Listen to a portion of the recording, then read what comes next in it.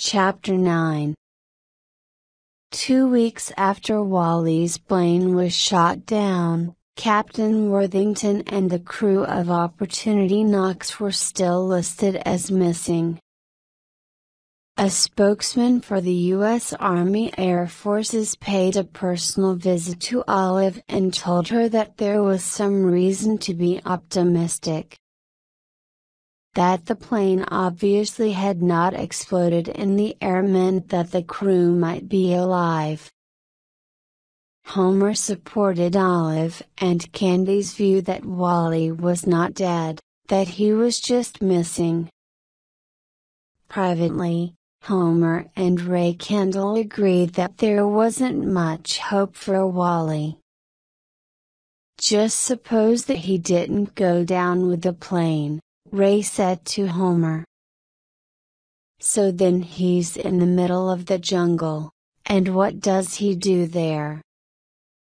He can't let the Japanese find him, but they're around. They shot down the plane, didn't they? There could be natives, said Homer Wells. Friendly Burmese villagers, he suggested. Or nobody at all, Ray Kendall said. Some tigers, and lots of snakes, he added. If your friend survived, wrote Wilbur Large to Homer Wells, he's got to worry about all the diseases of Asia, lots of diseases. It was horrible to imagine Wally suffering, and even Homer's love for Candy could not allow him any comfort to think that Wally was already dead. Reality, for orphans, is so often outdistanced by their ideals. If Homer wanted Candy, he wanted her ideally. In order for Candy to choose Homer, Wally had to be alive. And because Homer loved Wally, he also wanted Wally's blessing. Wouldn't any other way be compromising to them all? Wilbur Large was flattered that Homer asked his advice, especially on a matter of romantic love. How should I behave with Candy? Homer had asked. Large was so proud of what he had written to Homer that he showed his letter to his old nurses before sending it. Have you forgotten what life is like at Street Clouds? Dr. Large asked Homer. Have you drifted so far away from us that you find a life of compromise to be unacceptable? Have you forgotten how to be of use? Don't think so badly of compromises, we don't always choose the ways we can be of use. You say that you love her, then let her use you. It may not be the way you had in mind, but if you love her, you have to give her what she needs. And what can she give you of herself? Only what she has left, and if that's not everything you had in mind, whose fault is that? Are you not going to accept her because she hasn't got 100% of herself to give? Some of her is over Burma, are you going to reject the rest? And you call that being of use? Now Homer had a companion in sleeplessness. He and Candy preferred the night shift at Cape Kenneth Hospital. When there was a quiet period in their work, they were allowed to doze on the beds in the children's ward. Homer found that the music of the restless children soothed him. Their troubles and pains were familiar, Their whimpers and outcries and night terrors were transporting him beyond his own anxieties. And Candy felt that the drawn, black curtains in the nighttime hospital were suitable for mourning. Homer Wells had spent many years wondering if his mother would ever return to take him, if she even thought about him, if she was alive or dead. So he was better at accepting Wally's undefined status than the rest of them were. An orphan understands what it means that someone important is just missing. Olive and Candy, mistaking Homer's composure for indifference, were occasionally short-tempered with him. "I'm only doing what we all have to do," he said to Candy. "I'm just waiting and seeing." A month after Wally's plane was shot down, they heard from the crew of Opportunity Knox. "We were halfway to China," the co-pilot wrote, "when the Japanese attacked. Captain Worthington ordered the crew to bail out. The crew chief and the radio man jumped close together, the co-pilot jumped third. The top of the jungle was so dense that when the first man crashed through it, he could not see the other parachutes.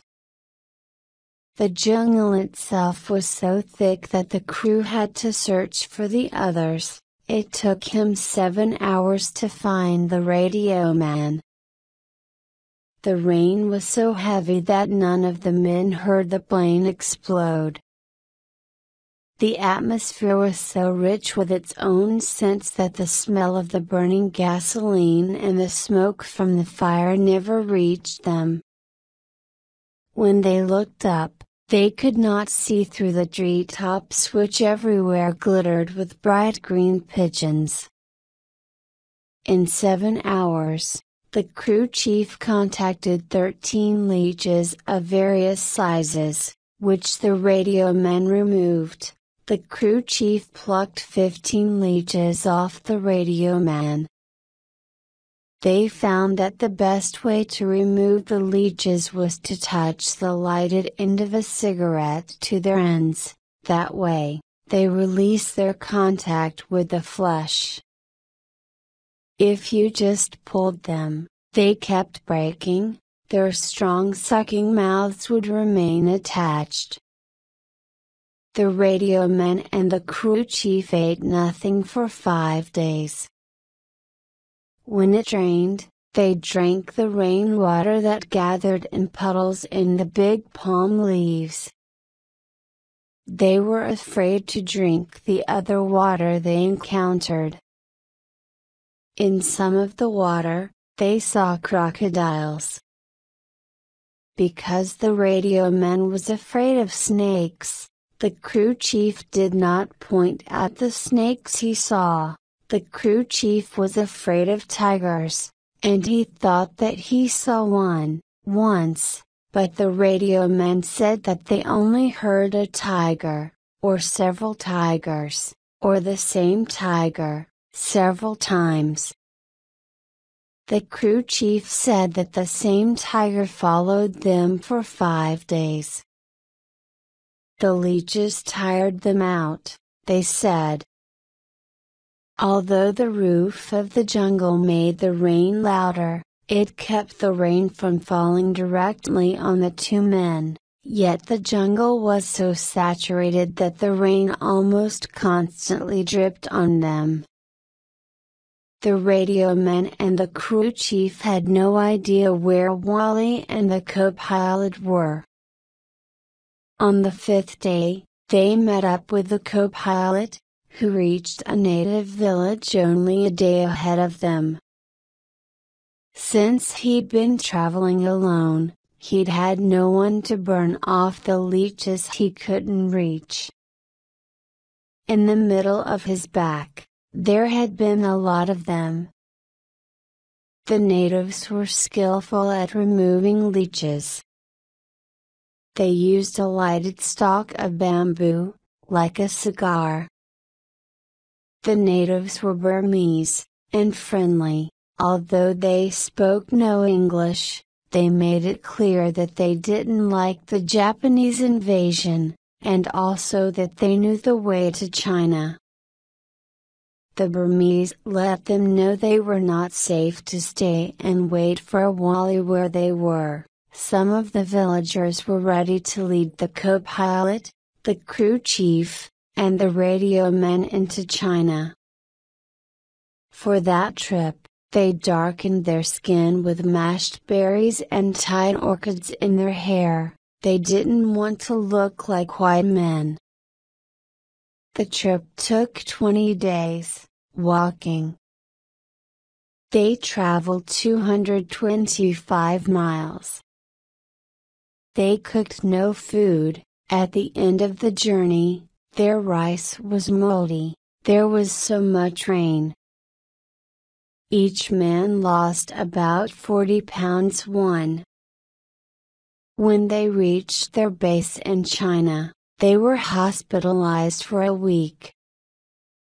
Then they were flown back to India, where the co-pilot was retained in the hospital for diagnosis and treatment of an amoeba. No one could say what amoeba it was. The crew chief had a colon problem. He was also retained. The radio man and his ringworm went back to work. They took all our things when they put us in the hospital in China, he wrote to Olive. When they gave it back to us, it was all lumped together. There were 4 compasses. There were just 3 of us, but there were 4 compasses. One of us jumped out of the plane with Captain Worthington's compass. In the radio man's opinion, it was better to crash with the plane than to land in that part of Burma without a compass. In August of 194, Burma officially declared war against Great Britain and the United States. Candy told Homer that she needed a new place to sit, to be left alone. The dock made her want to jump off. She'd sat too many times on that dock with Wally. I know a place, Homer told her. He meant the cider house. When it rained, Candy sat inside and listened to the drops on the tin roof. She wondered if the jungle sounded as loud as that, or louder. When the weather was clear, Candy sat on the roof. Some nights she allowed Homer Wells to tell her stories there, and Homer Wells told Candy everything. Olive Worthington sat in Wally's room with the lights off. That way, if Homer looked into the house from the outside, he wouldn't see her sitting there. She knew that Homer and Candy were at the cider house, and she tried to tell herself that it was good. Homer was powerless to comfort Olive. In truth, Homer's presence now irritated Olive, but she criticized herself for this irritation. And she didn't consider Candy unfaithful. Olive knew that Candy could not give Wally up if there was a hope that he was alive. He doesn't feel dead, Olive thought. And it isn't Homer's fault that he is here and Wally is there, she reminded herself. That night in August, the trees were full, and the apples were a pale green going to pink. The grass in the rows between the trees was knee-high. That night there was an owl hooting. Candy and Homer also heard a fox bark. "Foxes can climb trees," said Homer Wells. "No, they can't," Candy said. "Apple trees, anyway," Homer said. "Wally told me." "He's alive," Candy whispered. Homer saw her tears sparkle. Her face was wet and salty when he kissed her. It was awkward to kiss on the cider house roof. "I love you," said Homer Wells. "I love you, too," Candy said. "But he's alive." "He isn't," Homer said. "I love him," Candy said. "I know you do," said Homer Wells. "I love him, too." Candy lowered her shoulder and put her head against Homer's chest so that he couldn't kiss her. He held her with one arm while his other hand strayed to her breast, where it stayed. "This is so hard," she whispered, but she let his hand stay where it was. There were distant flashes of light, out to sea. Homer Wells held Candy around her hips, to help her off the roof. It was dangerous to kiss on top of the cider house. It was more dangerous for them on the ground. They were standing together, arms loosely around each other's waists. His chin was touching her forehead. They leaned against each other as they walked to the cider house. They were careful not to let the door bang. They preferred the darkness, because they did not reach for the light switch in the kitchen. They didn't see the cider house rules that were tacked next to it. They went to the sleeping quarters, where the twin rows of iron beds stood with the old mattresses rolled in army barracks fashion at the foot of each bed. They unrolled one. Homer felt her hands grip him hard. She held him tight. The moan that escaped her then was sharper than the bed springs and nearly as loud as Homer's own sound. Candy Kendall clung to Homer Wells. Oh, how she clung! The breath left them both. They could not move from their embrace. For one thing, the mattress was so narrow, it was only possible to share that mattress if they remained joined together, and for another, they had waited so long, they had anticipated so much. They shared both a love and a grief, because they were sure that Wally was dead. And, after lovemaking, their expressions were not so full of delight as the expressions of most lovers after lovemaking. Homer Wells, with his face pressed into Candy's hair, lay dreaming. The pulse in Candy's temple, which touched his own pulse, was soothing to Homer. There was a tear on Homer's face. He thanked Wally in his mind. And, in the darkness, a part of Candy was still over Burma. Their first night of passion, which had been so slowly building between them, ended in the haste. They took measures to avoid an unwanted pregnancy. "I love you," Homer repeated. There were both passion and anger in Candy's goodnight kiss. Homer stood for a while in the parking lot behind the Lobster Pound. The night's heat was gone. A cool, damp fog rolled in from the sea.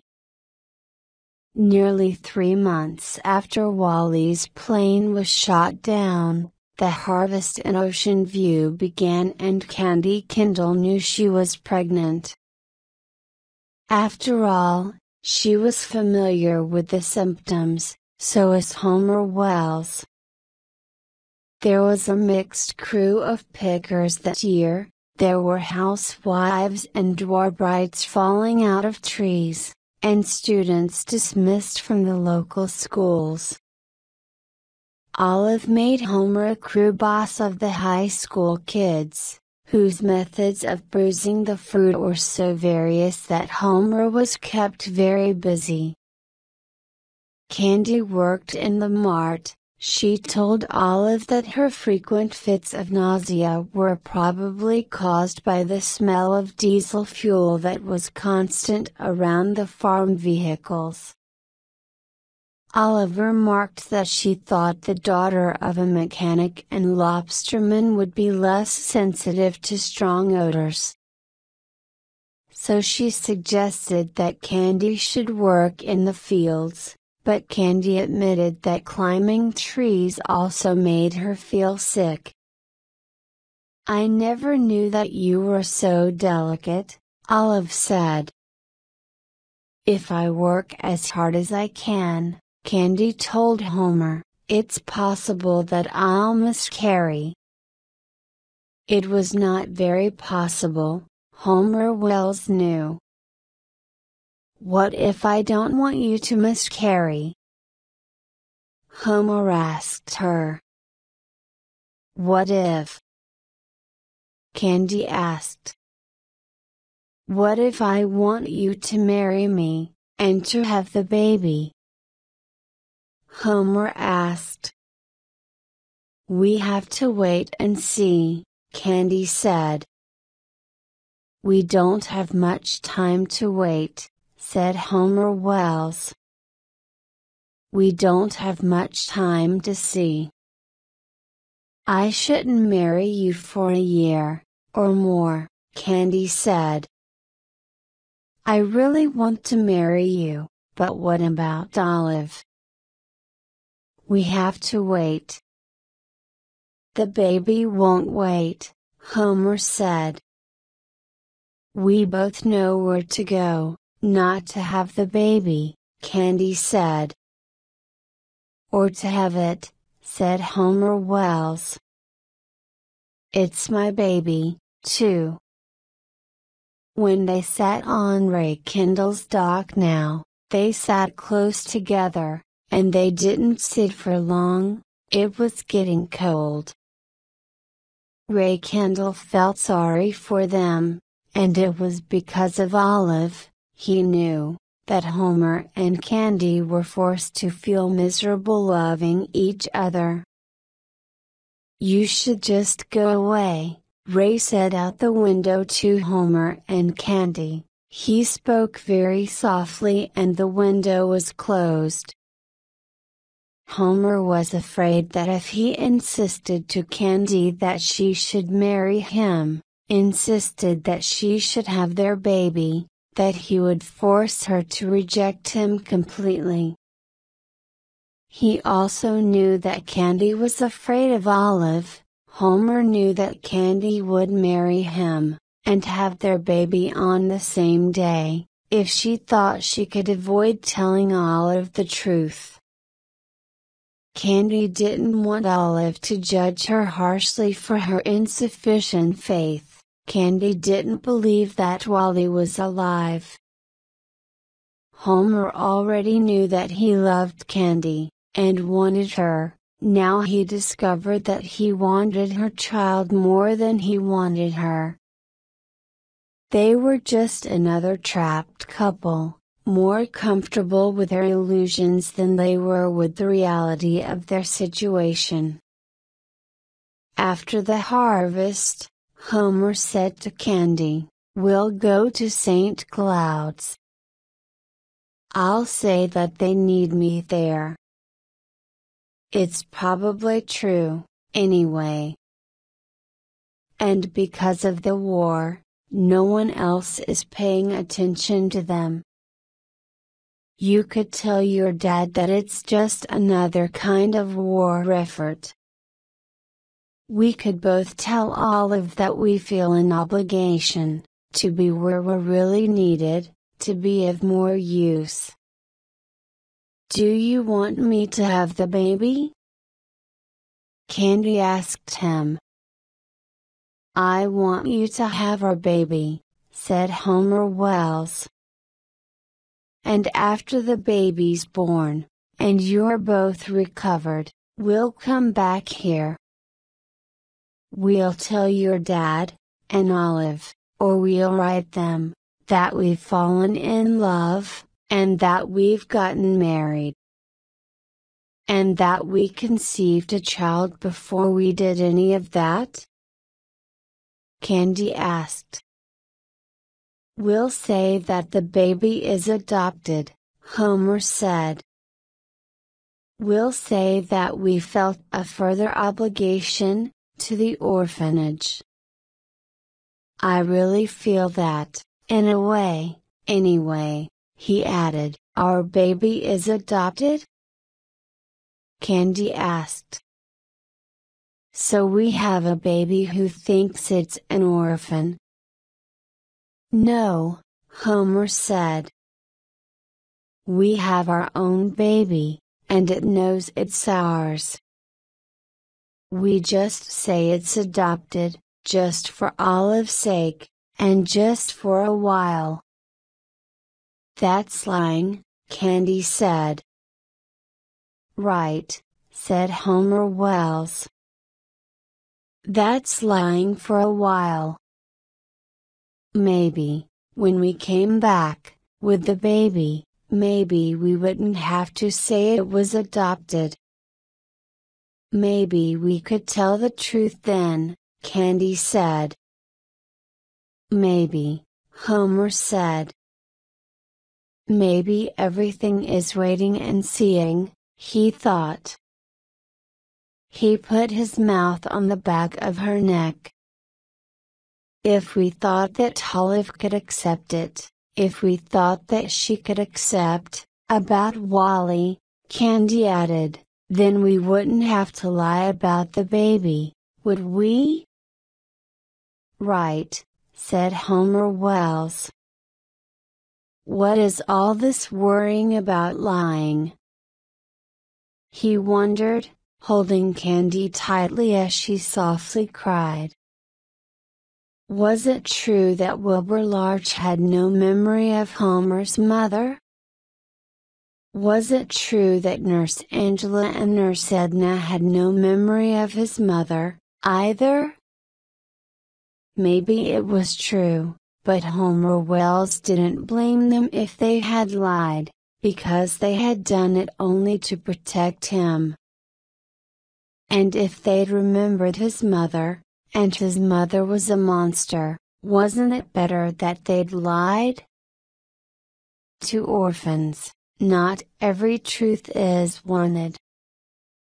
Whatever is brought to me, whatever is coming, Homer thought, I will not move out of its way. Life was finally about to happen to him. The journey back to Street Clouds was actually going to give him his freedom from street clouds. He would have a baby, if not a wife, too. He would need a job. Of course I'll take the baby trees, and plant them, he was thinking, as if apple trees were what Wilbur Larch wanted from him. By the end of the harvest, the light grew grayer and the orchards were darker in the daytime, although more light passed through the empty trees. The ground was already frozen in street clouds. Homer thought that he would have to make a special trip for the baby trees in the spring. Homer and Candy worked only the night shifts at Cape Kenneth Hospital now. The days when Ray was building the torpedoes were the days, which Homer could spend with Candy, in her room above the lobster pound. There was a freedom about their lovemaking, now that Candy was already pregnant. Although she could not tell him, not yet, Candy loved making love to Homer Wells. But she could not say aloud that anything was better than with Wally. Although making love was better with Homer, she doubted that this was Wally's fault. She and Wally had never had the time to feel so free. "The girl and I are coming," Homer wrote to Dr. Larch. "She's going to have my baby, neither an abortion nor an orphan. It's a wanted baby." Nurse Angela said, "We're going to have a wanted baby. And I suppose he's going to plant the damn trees," said Dr. Larch. "What does he want a baby for? How can he have a baby and go to college, or to medical school? When was he ever going to go to medical school, Wilbur?" Nurse Edna asked. "I knew he'd be back." Nurse Angela shouted. "Here is his home." "That's true," said Wilbur Larch. Homer said to Olive Worthington, "I don't want to go away, especially now when Christmas is coming, but I have to leave because there is something, and someone, I've been neglecting. It's St. Cloud's. They always need the same things, and now that there's a war, and everyone is making an effort for the war, I think St. Cloud's is more forgotten than ever. And Dr. Larch isn't getting any younger. I should be of more use than I am here. The harvest is over, I don't feel I have enough to do. At St. Cloud's, there's always too much to do." "You're a fine young man," said Olive Worthington. It was an early November morning in the kitchen at Ocean View. Olive had not done her hair or put her makeup on. Mrs. Worthington looked older to Homer. She was using the string of her tea bag to squeeze the last tea from the bag, and Homer could not raise his eyes from the knotted veins in the backs of her hands. She had always smoked too much, and in the morning, she always coughed. "Candy is coming with me," said Homer Wells. "Candy is a fine young woman," Olive said. "It is most unselfish of you both, to give comfort to unwanted children." The string across the tea bag was so taut that Homer thought it would cut the bag.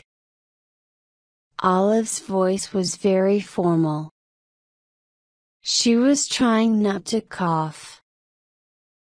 "I could never thank you enough for everything you've done for me," Homer said. Olive Worthington just shook her head, her shoulders were squared, her chin was up, her back was straight. "I'm so sorry about Wally," said Homer Wells.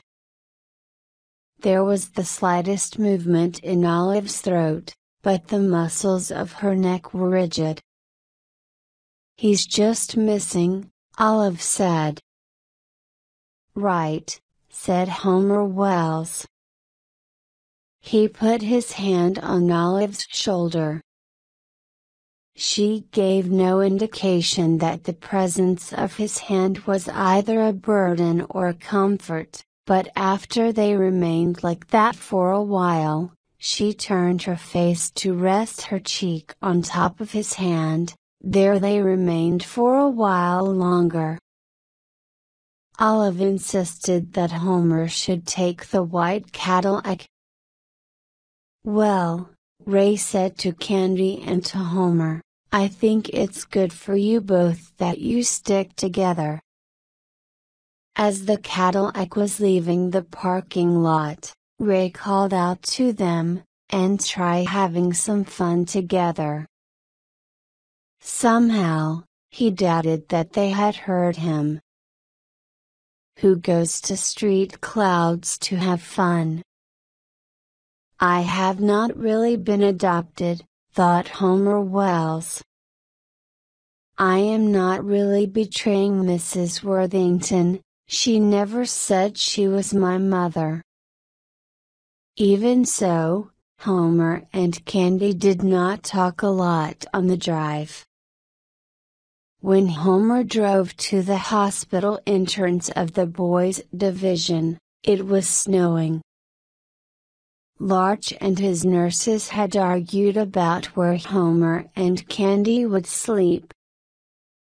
Larch assumed that Candy would sleep in the girls' division and that Homer would sleep where he used to sleep, with the other boys, but the women reacted strongly to this suggestion. "They're lovers," Nurse Edna pointed out. "Surely they sleep together." "Well, surely they have slept together," Larch said. "That doesn't mean that they have to sleep together here." Homer said he was going to marry her, Nurse Edna pointed out. "He is going to," grumbled Wilbur Larch. "I think it would be nice to have someone sleeping with someone else here," Nurse Angela said.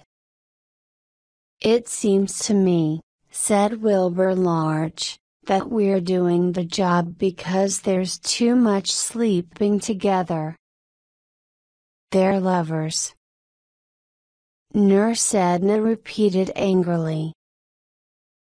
And so the women decided that Candy and Homer would share a room with 2 beds on the ground floor of the girls' division. How they arranged the beds was their own business.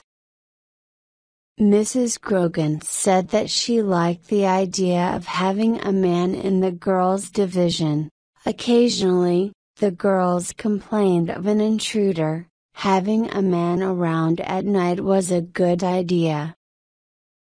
Besides, Mrs. Grogan said, "I'm all alone over there, you 3 have each other."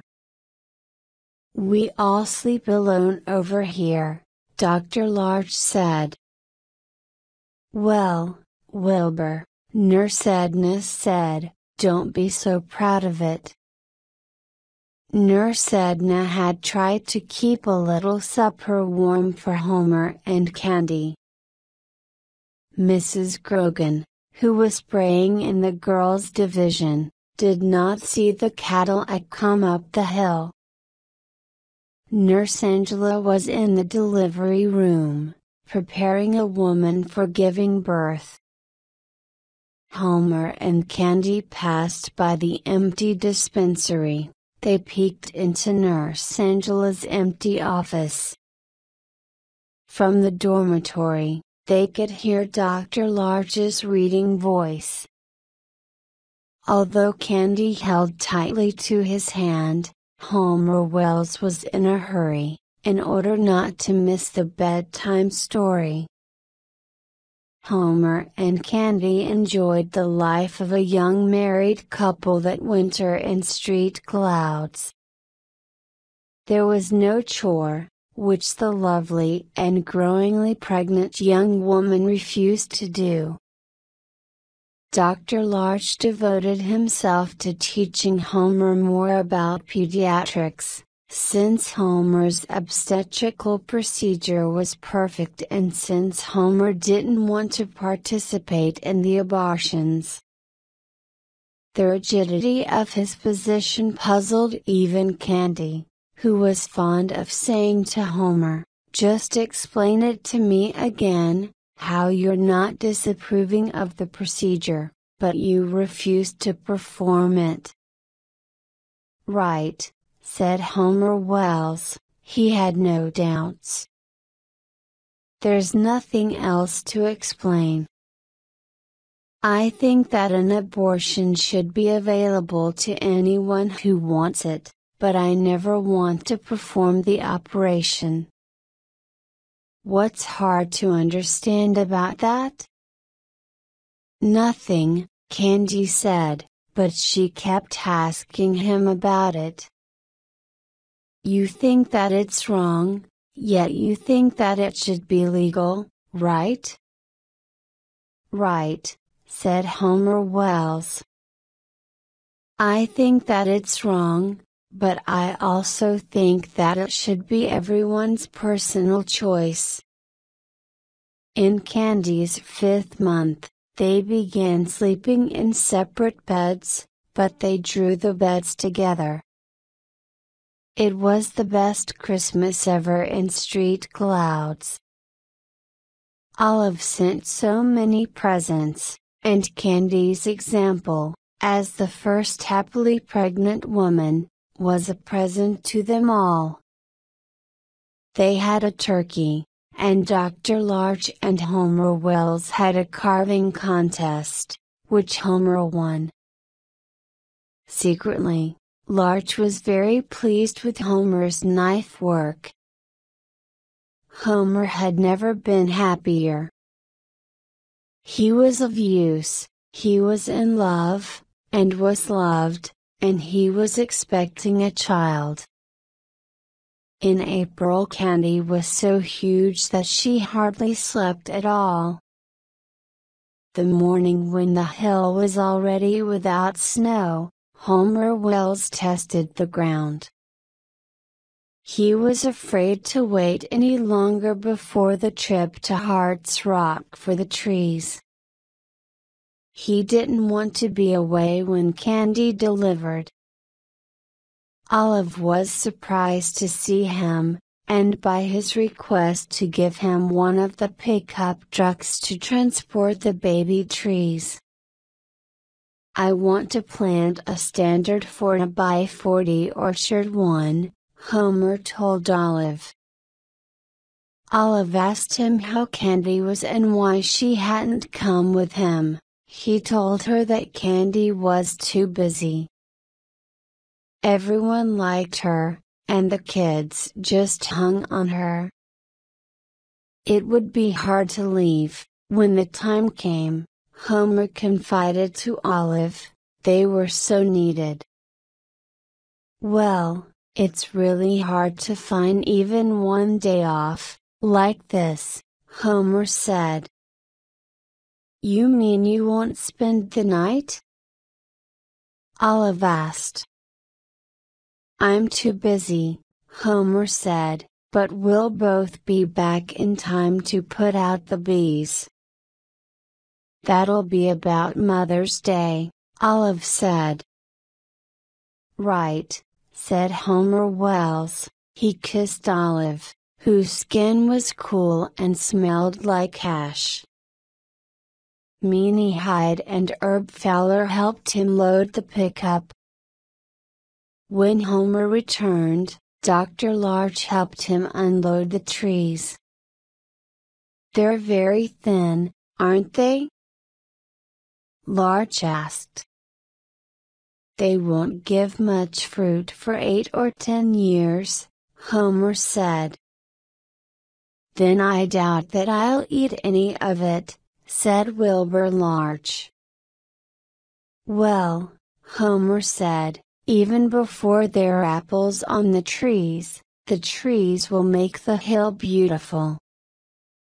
It was the middle of April before Homer could dig the holes and plant the 4x40 orchard.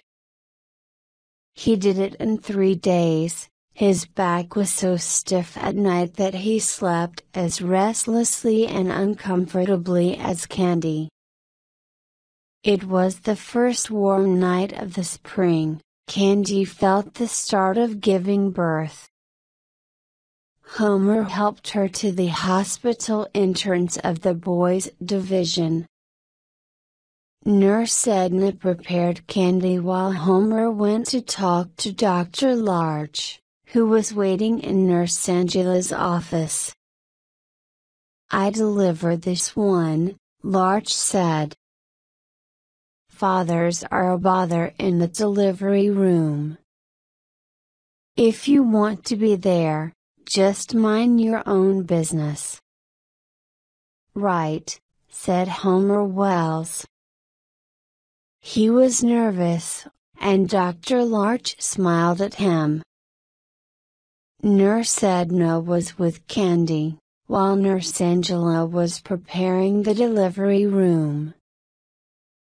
Homer had already put his mask on when he heard a commotion from the boys' sleeping room.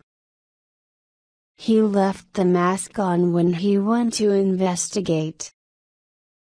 One of the boys had got up and gone outside to pee. This had disturbed a large raccoon, and it scared the boy. Homer tried to calm down the children. He wanted to get back to the delivery room. "Be quiet. Candy's having her baby, now," Homer said. "What's she having?" one of the boys asked. "Either a boy or a girl," said Homer Wells. "What will you name it?"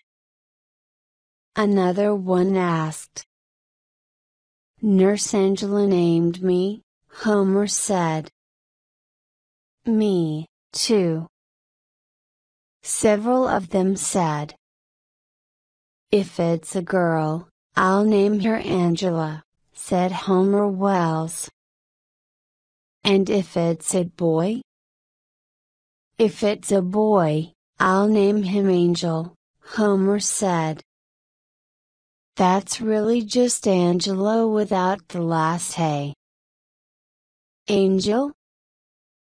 someone asked. "Right," said Homer Wells and kissed them all good night. As he was leaving, someone asked him, "And will you leave it here?" "No," Homer said and went to the delivery room. When Nurse Angela heard that the child would be named after her, she wept. When the baby was born, Nurse Edna announced to Candy, "It's an angel." After the placenta was born, Dr. Large said, "Perfect." Then, as he had never done before, he kissed Candy. Angel Wells was 8 pounds, 7 ounces 1 and neither an orphan nor an abortion. Every 2 days there was a ritual weighing of Angel Wells. It was always conducted in the dispensary. Nurse Angela kept the record. Dr. Large and Homer checked Angel's belly and looked into Angel's eyes. "Admit it," Nurse Edna said to Candy and Homer at one such weighing-in ceremony. "You like it here." That day, in street clouds, it was about 0 degrees, the wet snow, with which the morning had begun, had turned to freezing rain. That day, in Hart's Rock, Olive Worthington had her own secret. She didn't want to share the news through the telephone. Olive sent them her secret in a telegram, that gave everyone a little more time. Candy saw the telegram first. She was nursing Angel in the girls' division, when Mrs. Grogan brought her the telegram. The telegram was an obvious shock to Candy.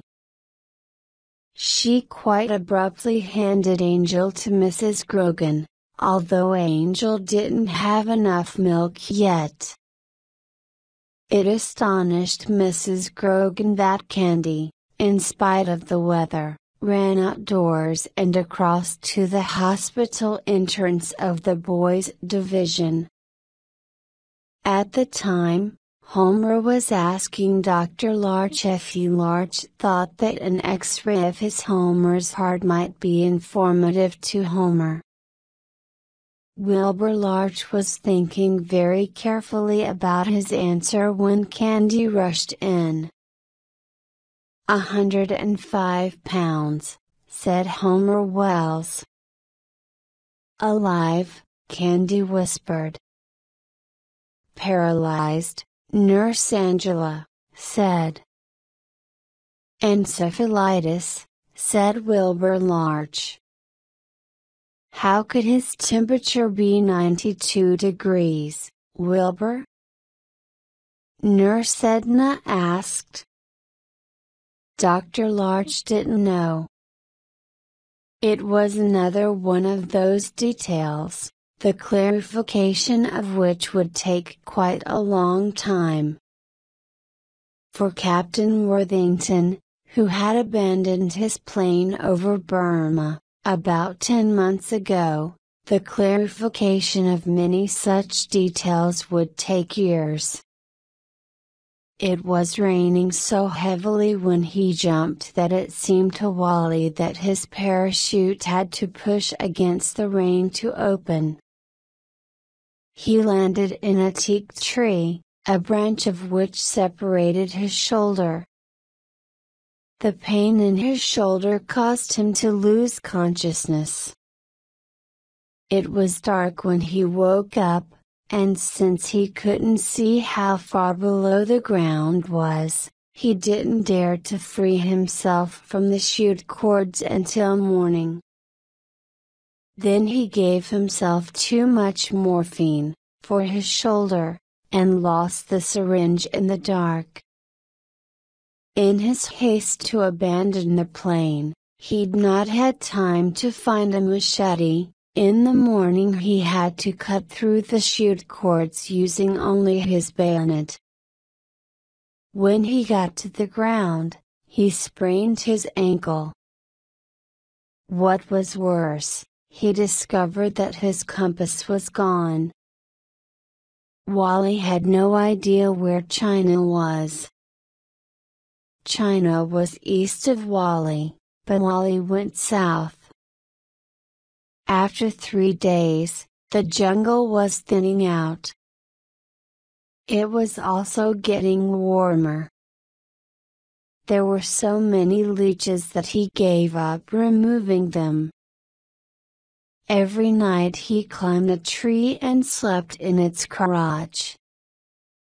One day he saw a python. It was lying on a rock, swallowing something like a monkey, although Wally couldn't remember if he had seen any monkeys. He had seen monkeys, of course, but he'd forgotten them. He had a fever. He tried to take his temperature, but the thermometer in his first aid kit was broken. One day he saw a tiger and noticed the mosquitoes. The climate was changing, the forest was changing, too. He caught a fish with his hands and ate its raw liver. He cooked frogs as big as cats. Another day he ate something like a mango. The fruit had no taste, and for a whole day, he vomited.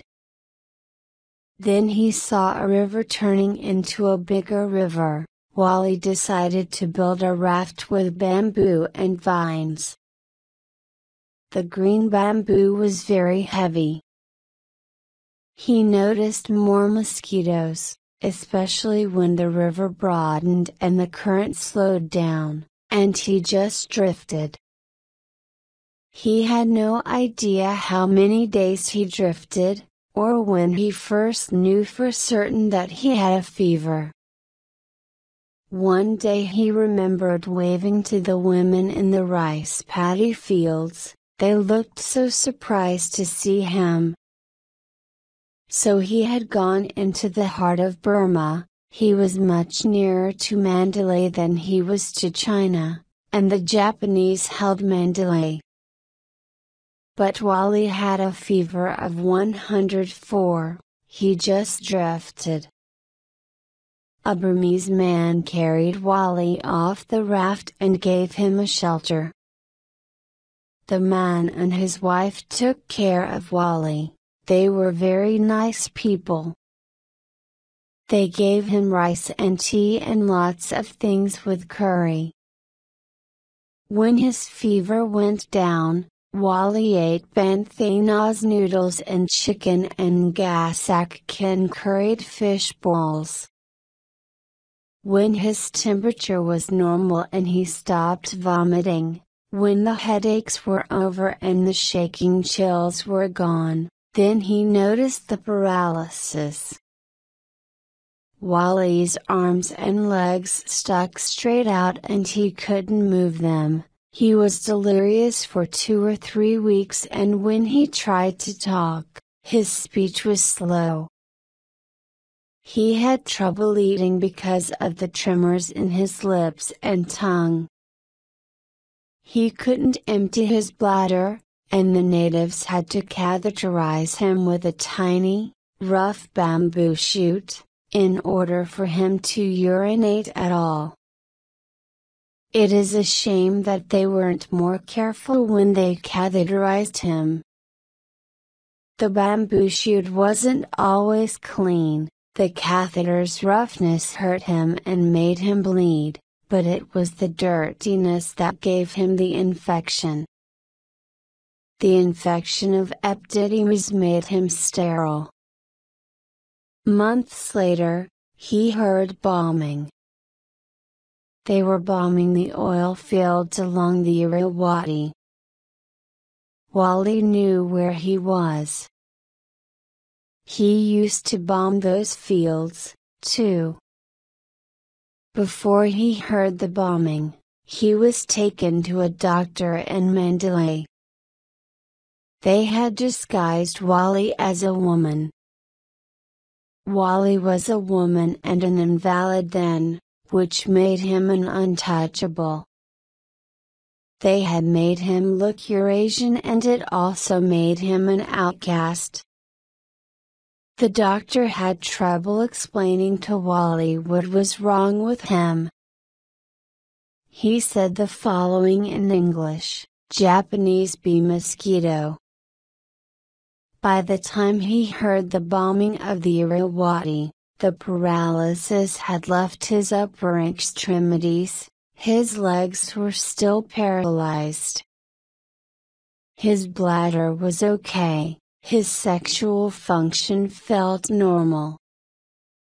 There are no autonomic effects to encephalitis, Wilbur Large explained to Candy and to Homer Wells. What does that mean? Candy asked. It means that Wally can have a normal sex life, said Homer Wells, who didn't know about Wally's epididymis. Wally could have a normal sex life, but he could never make his own baby. At the time, none of them knew that Wally had been sterilized. They knew only about the encephalitis.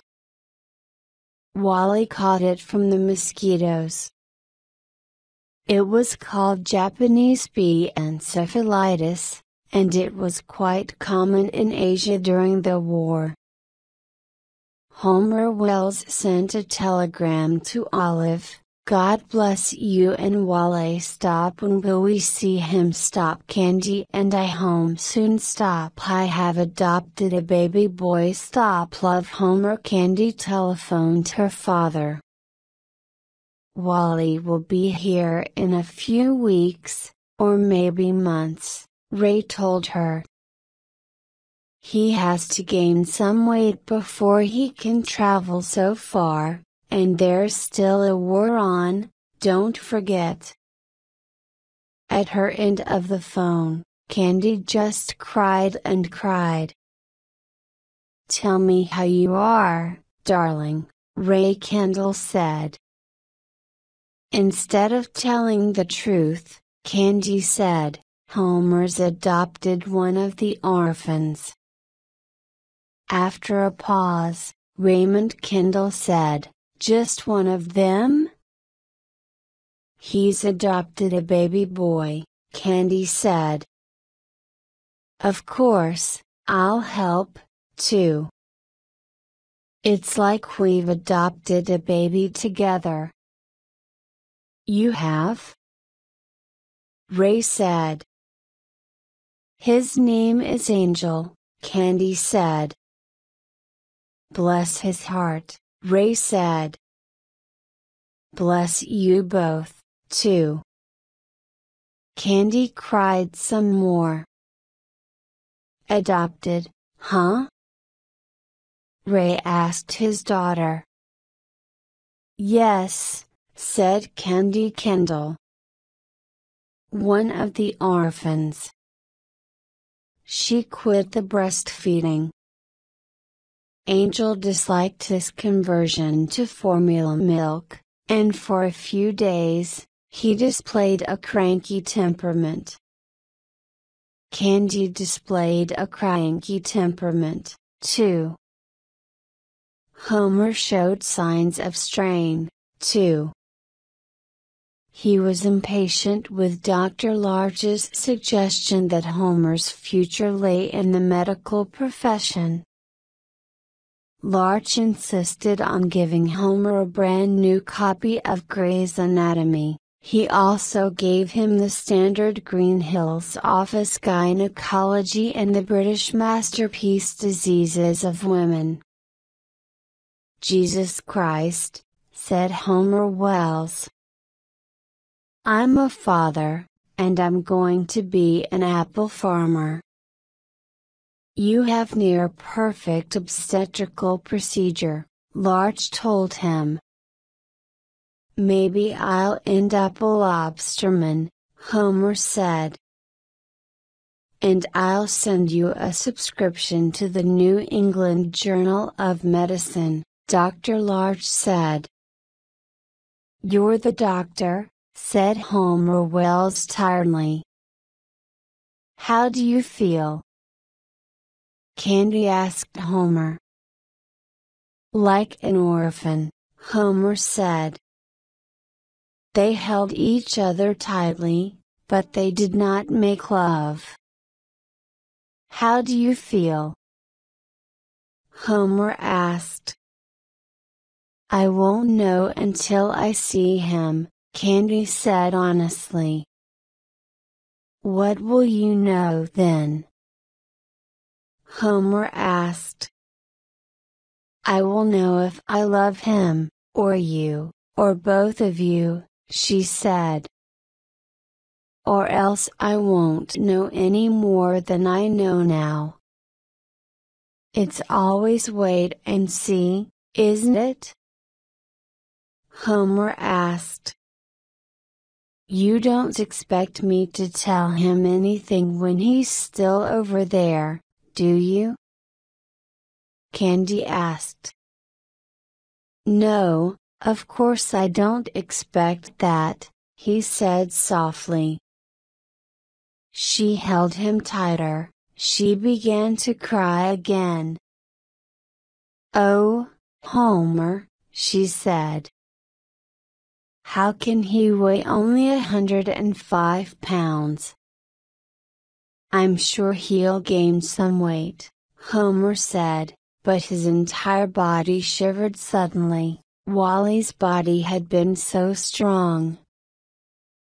It was Sunday when Homer brought Candy home. Candy told Homer that she could not see Olive until the next morning, but she was gripped by an unforeseen panic when Homer drove off with Angel. Although her milk was gone, she knew she would still wake up in the night. The next day Candy would tell Homer, "We've got to find a way to share him. I mean, even before we tell Olive we both have to take care of him, we both have to be with him. I just miss him too much." "I miss you," Homer Wells told her. He was an orphan who'd had a family for less than a month of his life, and he was not prepared not to have a family again. When he and Angel arrived at Ocean View, Olive greeted Homer very warmly. She threw her arms around him, and kissed him, and wept. "Show me the baby, oh, he's darling," she cried. "Why did you do that? You're so young, and you're all alone." "Well, the baby was all alone, too," Homer mumbled. "And Candy will help me with him." "Of course," Olive said. "I will help you, too." She carried Angel to Wally's room, where Homer saw a crib, and more baby things, and just one baby, than there were in both the boys and girls divisions in Street Clouds. "I think that you and Angel should have Wally's room," Olive said. She had obviously planned everything. "Wally won't be able to climb stairs, so the dining room will be made into a bedroom. We can always eat in the kitchen. And a ramp will be built from the terrace to the patio around the pool, for the wheelchair." As Homer was holding her while she was crying, a new guilt surrounded him, like the nightfall. When Homer was out in the field, either Olive or one of the Apple Mart women looked after Angel, but most of the time Candy looked after her baby. "We adopted him together, in a way," she explained. She said it so often that Olive, as a kind of joke, gave Candy a Mother's Day present, too. One day, after Candy and Homer had made love in the cider house, which had not yet been cleaned for use in the harvest, Candy asked Homer, "What if it all just goes on, the way it is?" "The way it is," said Homer Wells. "Yes," she said. "Just suppose that we wait, and we wait. How long could we wait?" she asked. "I mean, after a while, suppose it gets easier to wait than to tell?" "We'll have to tell, sometime," said Homer Wells. "When?" Candy asked. "When Wally comes home," Homer said. "When he comes home paralyzed and weighing less than I weigh," Candy said. "Should we tell him then?"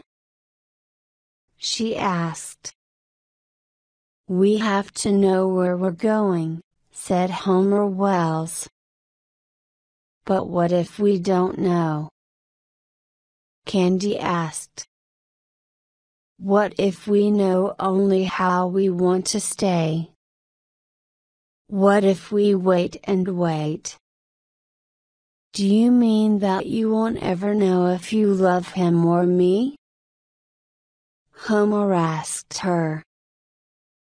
It may depend on how much he's going to need me, Candy said. Don't you think I'll need you, too? He asked her. She turned her back to him.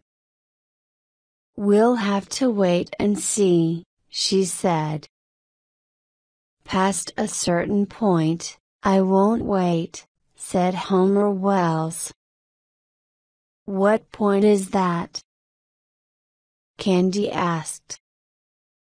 When Angel is old enough to know who his parents are, Homer said. That's the point. I don't want Angel to think that he's adopted.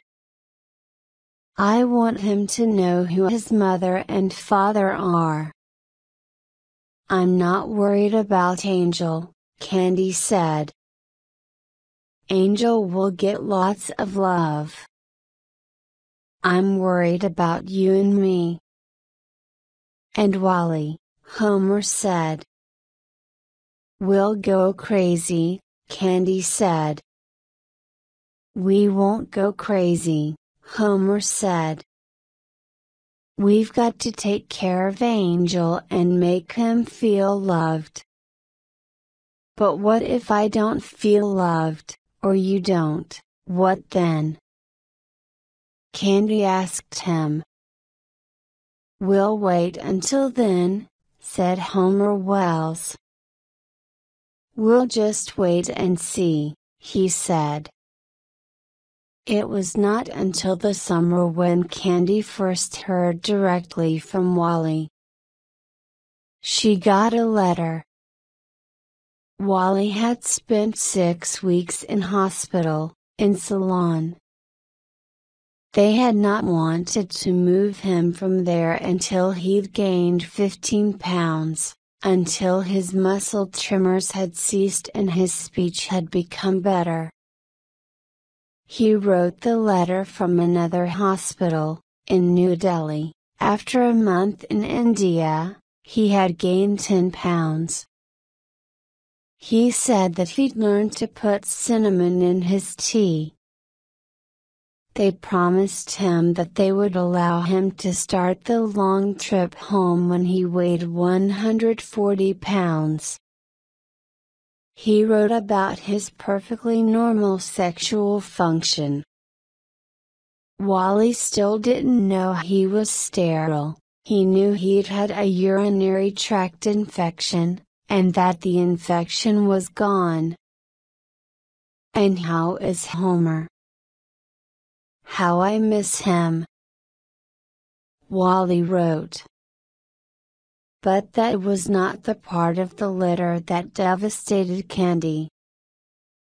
Candy was so devastated by the beginning of the letter that the rest of the letter was simply a continuing devastation to her. I'm so afraid that you won't want to marry a cripple, Wally began.